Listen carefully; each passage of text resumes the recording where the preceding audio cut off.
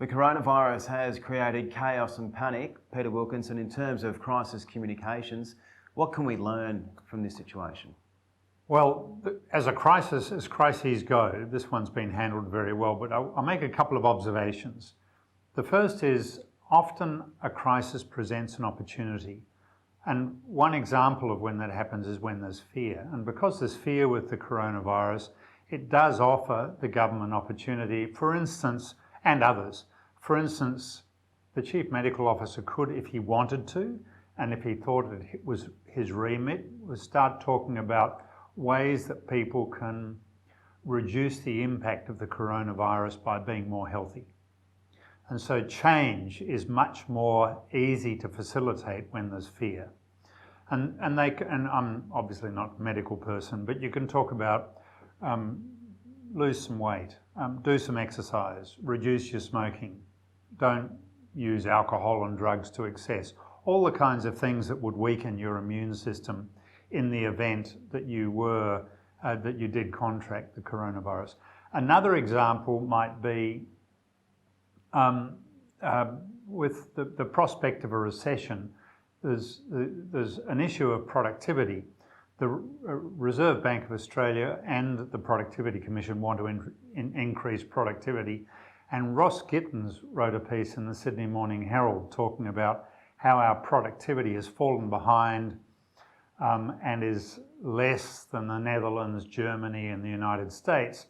Well, it's an opportunity for someone to say, given that we're heading into difficult economic times, again, there's the motivation of fear, it's a good opportunity for every business to increase the budget on R&D, research and development, or innovation, those kinds of things.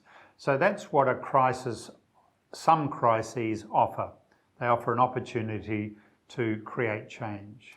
Scott Morrison got plenty of criticism for his weak response to the bushfires, but with the coronavirus, his response has been vastly improved.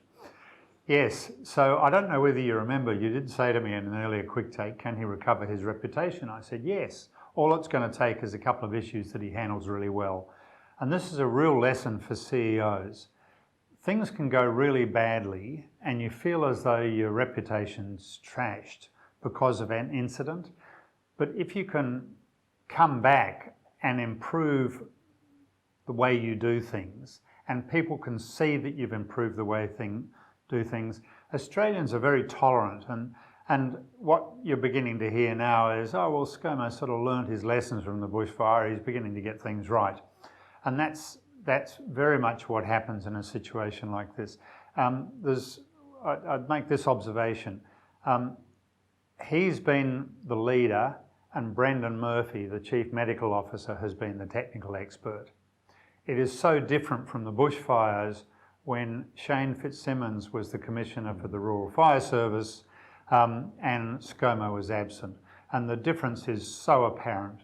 And Morrison's language, it's been strong, it's been decisive, and that's been backed up by action, and that's given the public, it's instilled some trust when there's been a lot of fear in the situation. People get a lot of confidence. I mean, there's obviously people aren't very confident about what's about to happen with the coronavirus, but they get a lot of confidence that ScoMo and Brendan Murphy, the Chief Medical Officer, between them have got things in hand and are really on top of what's happening around the world, particularly going ahead of the crowd on blocking travel from Iran and stuff like that. Yes. Peter Dutton, he's another man that has received intense criticism over the years for his PR, but he impressed you over the weekend? So on Insiders, we talk a lot about how politicians must answer questions. And the Dutton interview is worth watching because despite what anybody may feel about Peter Dutton, he answered the questions really well. He sort of fumbled a couple to do with security and China, but what was notable was he was on message and answering questions. It was very impressive. There's one other thing that's worth noting about the coronavirus, and that is there's talk about people working from home. Working from home comes down to internal communications, which is another important aspect for corporate affairs and for CEOs. it's not just a matter of sending people home and then assuming they're going to work as well. People get quite discombobulated if they're working from home and all they've got is a wall to stare at. So they need extra internal communications. But as well as that, the culture of an organisation can get upset very quickly.